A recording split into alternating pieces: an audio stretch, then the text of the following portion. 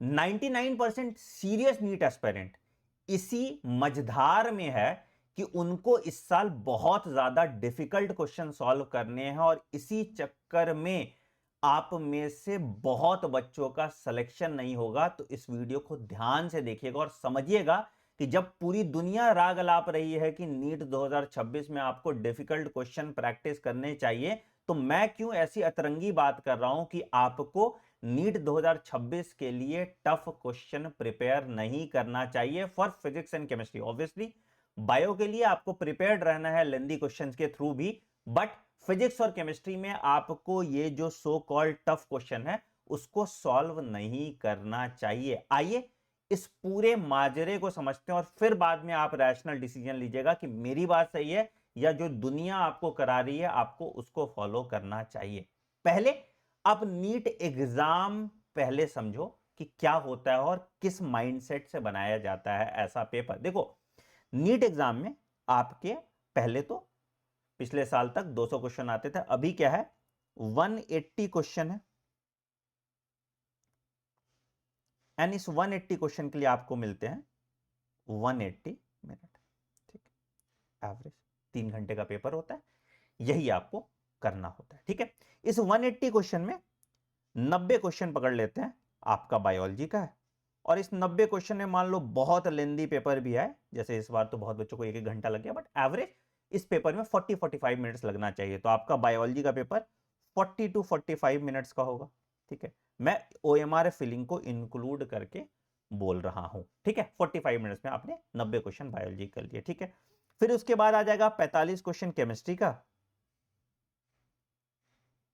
जो आप अगेन बहुत अच्छे से करते हैं, तो 45 to 50 मिनट्स में आप केमिस्ट्री के भी 45 क्वेश्चन कर लेंगे। तो आपके 90 मिनट चले गए। अब आपके आ जाएंगे फिजिक्स के, दैट इज 45 क्वेश्चन, और 45 क्वेश्चन में आपको मिल रहा है 90 मिनट्स। तो एक क्वेश्चन के लिए मैक्सिमम जो टाइम आपको मिल रहा है दैट इज 2 मिनट। अगर तुम बहुत अच्छे से बायोलॉजी और केमिस्ट्री कर लेते हो तब तो 2 मिनट पर क्वेश्चन आपको फिजिक्स में सॉल्व करने के लिए मिल रहा है। तो अगर ऐसा कोई भी क्वेश्चन है जिसको आपको 4 मिनट से ज्यादा लग रहा है, तो आपको सिंपल एक काम करना है, इस क्वेश्चन को लीव कर देना है। तो अब तुम मेरी बात बताओ कि अगर नीट 2025 के लेवल का भी पेपर पकड़ लेते हैं तो क्या वो सॉल्वेबल पेपर था? अगर आपको पूरा पेपर आता भी तो नहीं, वो सॉल्वेबल पेपर नहीं था। वहां पे क्या हुआ, कट ऑफ कम हो गया है ना। तो सिंपल सा चीज है, हमें नहीं पता पेपर डिफिकल्ट आएगा या इजी आएगा, मुझे नहीं पता। ठीक है, कोई बात नहीं, बट क्या मेरा एग्जाम पैटर्न बदल रहा है? नहीं। तो अगर इजी पेपर आएगा तो आपकी स्पीड और अच्छी होनी चाहिए, आपकी एक्यूरेसी और होनी चाहिए, ताकि आप कट ऑफ ज्यादा बढ़ो। पेपर डिफिकल्ट आएगा तो कट ऑफ इनएविटेबली कम ही जाएगा। और हमेशा याद रखिएगा, डिफिकल्ट पेपर हमेशा आपके लिए बेटर होता है। बट अगर तुम जो नीट 2025 का फियास्को देखोगे तो it is once in life time thing. इतना डिफिकल्ट पेपर अब नहीं आने वाला है, ये तो फॉर श्योर है। बट नीट 2024 जैसा भी पेपर नहीं आएगा, तो it will be somewhere in between NEET 2025 and NEET 2024 का पेपर। बट इधर वे अगर नीट 2025 का भी डिफिकल्टी जैसा पेपर आता है तो ये टफ क्वेश्चन सॉल्व करना आपका सिर्फ टाइम वेस्ट कराएगा और कुछ नहीं कराएगा। तो आपकी प्लेबुक बहुत सिंपल होनी चाहिए कि आपको फिजिक्स के लिए बिल्कुल इजी टू मॉडरेट क्वेश्चन करना चाहिए।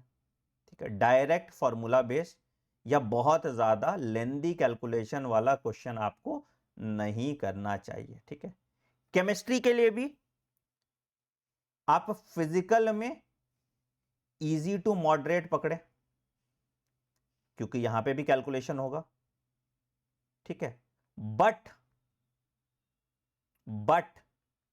आप ऑर्गेनिक और इनऑर्गेनिक में यहां पे आप थोड़ा स्टेटमेंट बेस्ड, असर्शन रीजन और क्रिटिकल थिंकिंग, मतलब जहां पे कंफ्यूजिंग क्वेश्चन आ सकता है, यहां पे ज्यादा फोकस करें। अब यहां पे क्या है कि आपको 2 मिनट में क्वेश्चन सॉल्व करना है, तो 2 मिनट का टाइम तो आपके पास रहेगा ऑर्गेनिक और इनऑर्गेनिक में सॉल्व करने के लिए। तो यहां पे आप स्टेटमेंट बेस्ड, असर्शन, रीजन और क्रिटिकल थिंकिंग वाले क्वेश्चंस भी इंक्लूड करें। और बायोलॉजी में आप हर तरह के क्वेश्चन करें। बायोलॉजी में be prepared for lengthy paper. आपको एनसीईआरटी थरो पढ़ना पड़ेगा, आपको असर्शन रीजन अच्छे से करना पड़ेगा, आपको न्यूमेरिकल बेस्ड क्वेश्चन करना पड़ेगा। तो be prepare for lengthy paper, क्योंकि देखो कैसा भी पेपर आ जाए आपको सबसे पहले बायो करना है, और कितना भी लेंदी पेपर होगा बायो का तो 1 मिनट में एक सवाल या 1.5 मिनट में एक सवाल आपका सॉल्व हो ही जाएगा। तो सबसे ज्यादा जो आरओआई आएगा आपका ये बायोलॉजी से ही आएगा। आपको भी इसी तरह से प्रैक्टिस करना चाहिए, ठीक है। एक और गलती बच्चे करते हैं कि हम बहुत रैंडम टेस्ट पेपर सॉल्व कर रहे हैं या बहुत रैंडम क्वेश्चन बैंक को फॉलो कर रहे हैं। तो यहां पे भी बेटा मैं आपको एक हिदायत देना चाहूंगा कि रैंडम क्वेश्चन सॉल्व नहीं करें, एक बेंचमार्क बनाएं कि मैं बायोलॉजी के अलग अलग तरह के, एक ही तरह के नहीं, टोटल 20,000 क्वेश्चन करूंगा मैक्सिमम। इससे ज्यादा क्वेश्चन बनते नहीं है, इससे ज्यादा क्वेश्चन आपको करने भी नहीं चाहिए, ठीक है। फिजिक्स के मैक्सिमम 10,000 क्वेश्चन करूंगा और केमिस्ट्री के भी मैक्सिमम 10,000 क्वेश्चन करूंगा। इसके बियॉन्ड आपको जरूरत नहीं है क्वेश्चन सॉल्व करने के लिए, क्योंकि जो भी क्वेश्चन बनेंगे वो इसी के मिलते जुलते कॉन्सेप्ट से बनेंगे। तो अगर तुम्हें बायोलॉजी के लिए बिल्कुल लेंदी पेपर और बिल्कुल एग्जाम सेंट्रिक पेपर के लिए तैयार होना है, स्पीड बढ़ानी है, एक्यूरेसी बढ़ानी है, तो आपको उसके लिए वन स्टॉप सॉल्यूशन है। बिल्कुल, क्या है बेटा, आप डालो गूगल पे सीधे biology question bank by doctor Anand money, ठीक है, और अमेजॉन ऐड करना, तो आपको यहां पे मिल जाएगा मेरी बायोलॉजी की क्वेश्चन बैंक। आप इसको मंगाइए, इसको सॉल्व कीजिए। और इसके साथ ही एक एनसीईआरटी लाइन बाय लाइन हमने एक और किताब बनाई है, एनसीईआरटी रिकॉल, ये भी बायोलॉजी के लिए, इसको भी आप सॉल्व कर लीजिए। ये भी आपको अमेजॉन पे मिल जाएगा। दोनों बुक का लिंक मैं डिस्क्रिप्शन में डाल दूंगा, इन दोनों किताबों को आप खरीदिए।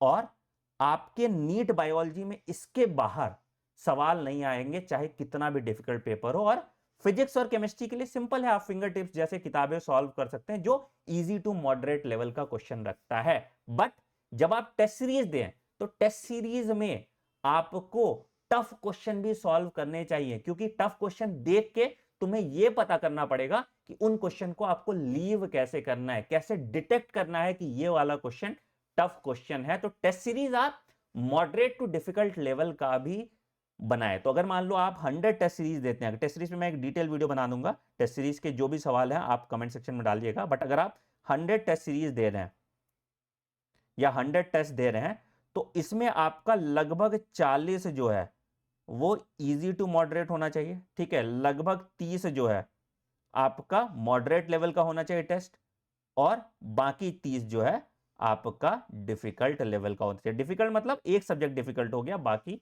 2 इजी टू मॉडरेट लेवल के रहे। मॉडरेट मतलब 2 मॉडरेट हो गया, बाकी एक इजी लेवल का रह गया। और इजी मतलब 2 इजी हो गए, एक मॉडरेट लेवल का हो गया, ठीक है। तो इस तरह का आपको टेस्ट बनाना चाहिए। टेस्ट के लिए एक बहुत अच्छा सरप्राइज, अभी कोई टेस्ट सीरीज मत खरीदिएगा आप, 15 अगस्त को एक बहुत अमेजिंग चीज हम लॉन्च कर रहे हैं आपके लिए।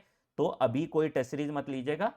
भारत का सबसे सस्ता टेस्ट सीरीज और सबसे सस्ता प्रैक्टिस बैंक आपके लिए हम बनाने वाले हैं 15 अगस्त के लॉन्च पे। तो stay tuned for that. Video पसंद आए और आप मेरी बात से सहमत हैं कि आपको ऐसे ही सॉल्व करना चाहिए क्वेश्चन, तो कमेंट सेक्शन में जरूर बताइएगा। प्लीज आप अपने टीचर्स को भी बोलिए कि सर हमें इतना लेवल तक नहीं जाना। टीचर्स भी बेचारे आपके डर में, फोमो में आपको उस लेवल का पढ़ा रहे हैं जो कि उनको ही पता है उस लेवल की आपको जरूरत नहीं है। खुदा ना खास्ता अगर बहुत डिफिकल्ट पेपर भी आता है तो भी आपको सिर्फ उन क्वेश्चंस को छोड़ने का आर्ट आना चाहिए, उनको सॉल्व करने का आर्ट नहीं आना चाहिए। This is coming from someone who has cracked every entrance exam that he has given. तो ये एक डॉक्टर से आ रहा है जिसने इस एग्जाम को ऑल इंडिया रैंक 416 से क्रैक किया है और बहुत कम पढ़ के किया है। तो प्लीज इस बात को समझिएगा, आपको टीचर नहीं बनना, आपको डॉक्टर बनना है और आपको लिमिटेड पढ़ के सेम चीज बार बार करना है, अपनी स्पीड और एक्यूरेसी पे फोकस करना है, ना कि आपको दुनिया भर का ज्ञान लेना है।